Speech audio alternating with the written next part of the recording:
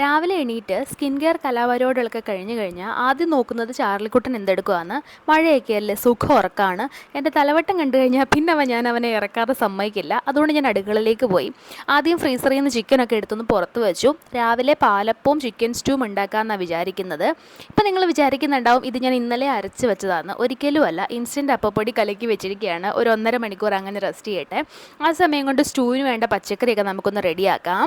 അപ്പോഴത്തേക്ക് ഞാൻ ചായയും വെച്ച് കുടിക്കുന്നുണ്ട്. ചായ ഇല്ലാതെ പറ്റില്ലല്ലോ. ബാക്കി എല്ലാവരും കാപ്പിയാണ് കേട്ടോ കുടിക്കുക. അപ്പോഴത്തേക്ക് അമ്മ വന്ന് അടുപ്പത്ത് കാപ്പിയും വെച്ച് ഉച്ചക്കത്തേക്ക് ഉള്ള അരി ഇട്ടിട്ടുണ്ട്.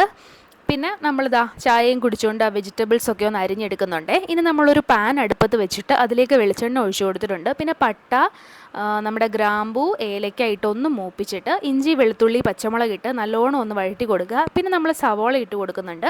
ഒരു 2 സവോള ഞാൻ എടുത്തിട്ടുണ്ട്. 2 സവോളയും അതിനാവശ്യമായിട്ടുള്ള ഉപ്പും ഒരു 1/4 to 1/2 ടീസ്പൂൺ ഉപ്പും ഇട്ട് നല്ലോണം ഒന്ന് ഞാൻ വേവിച്ചെടുക്കുന്നുണ്ട്. ഇനി അതിലേക്ക് കഴുകി വൃത്തിയാക്കി വെച്ച ഒരു 1/2 കിലോ ചിക്കനും ഒരു ഉരുളക്കിഴങ്ങും ഒരു ക്യാരറ്റും ഈ ഒരിട്ട കഷ്ണത്തിന് വേണ്ട ഉപ്പ് ഒരു ടീസ്പൂൺ ഉപ്പും കൂടി ഇട്ട് നല്ലോണം മിക്സ് ചെയ്യുന്നുണ്ട്. ഒരു 6-7 മിനിറ്റ് നല്ലോണം മിക്സ് ചെയ്തെടുക്കുന്നുണ്ട്.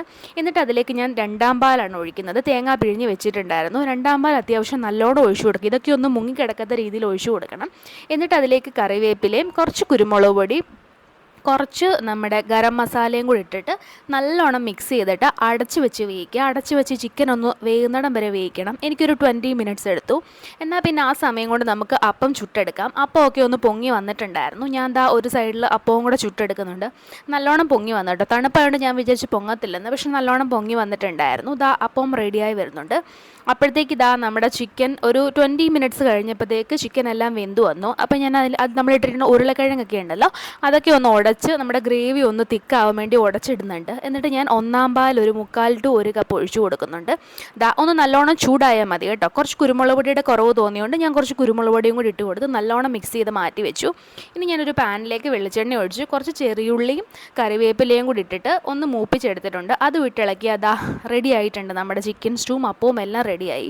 ഇനി ചാർലിക്കുട്ടൻ എൻ്റെ സൗണ്ട് എവിടെയോ കേട്ടിട്ട് അവിടെ കിടന്ന് നല്ലോണം കരയുന്നുണ്ടായിരുന്നു. ഞാനപ്പോൾ പോയി മഴയായതുകൊണ്ട് അഴിച്ചു വിടാൻ പറ്റില്ല. അതുകൊണ്ട് ഞാൻ പോയി എടുത്തുകൊണ്ട് വരികയാണ്. ആൾക്ക് സ്കിൻ ഇൻഫെക്ഷൻ ഉണ്ട്. അതുകൊണ്ട് മഴയത്ത് ആളെ പൂട്ടിയിടുകയല്ലാതെ വേറെ രക്ഷയില്ല. ഇത് അവന് ഏറ്റവും ഇഷ്ടമുള്ള അപ്പം കൊടുത്തിട്ടും അവൻ തുപ്പിയിട്ടിട്ട് പോകുന്നത് എന്താണെന്നറിയോ? അവൻ്റെ ലൈൻ അവിടെ വന്ന് നിൽപ്പുണ്ട്. ഞാൻ അഴിച്ചു വിടാത്തതിൻ്റെ ദേഷ്യമാണ്. ഇടയ്ക്ക് വന്ന് മേടിക്കും, പോയിട്ട് അവളെ നോക്കും. അതാണ് പരിപാടി. അങ്ങനെ അവൻ അപ്പമൊക്കെ കഴിച്ചു കഴിഞ്ഞു. ഇനി അടുത്ത വലിയ പരിപാടി കിടക്കുന്നത് പാത്രം കഴുകാണ്.